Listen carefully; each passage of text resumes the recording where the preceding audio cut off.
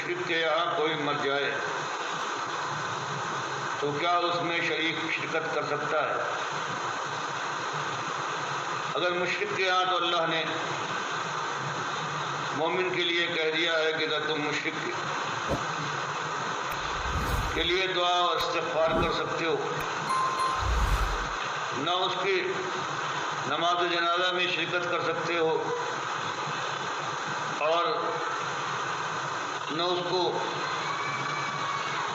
دفنا سکتے ہو، یہ اللہ نے قرآن میں ایسی شدید بات تھی کہ ایمان کے معاملے کو صاف کرنے کے لیے مالک نے قرآن میں بتا دیا۔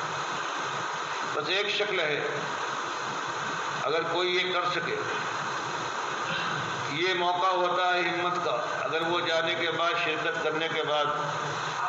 جن کو جو غم میں مبتلا دیکھے ان سے بتائے کہ بھائی غم کی بات ہی ہے، تمہارا یہ عزیز یا باپ تھا ایمان سے دور، اللہ کا ناشکرہ بن کر مر گیا ہے، جہنم کی آگ میں داخل ہو جائے گا، اب تم خود اس سے احتیاط کرو، تم دیکھنا ان کے ساتھ نہ جانا۔ تو یہ بات اگر کوئی کہہ سکتا ہے اور اپنے اندر ہمت پاتا ہے تو اس بات کے لیے انسان جا سکتا ہے۔ باقی وہاں جانے کے اور کو قوم کا یا برادری کا ساتھ دینا، تو یہ برادری کو خوش کرنا اور اللہ کو ناراض کرنا ہے، اور یہ دو چیزیں ایسی آپس میں ٹکرانے والی ہیں کہ اس میں دے۔ اور اسی طرح شادی کا معاملہ ہے، وہی حال کہ برادری کا معاملہ ہے، برادری چھوٹ جائے گی، اللہ چھوٹے تو کوئی بات نہیں، برادری نہ چھوٹنا چاہیے۔ یہی وہ چیز ہے جو آج اس ماحول کے اندر اس سے اللہ فرماتا ہے کہ یا تو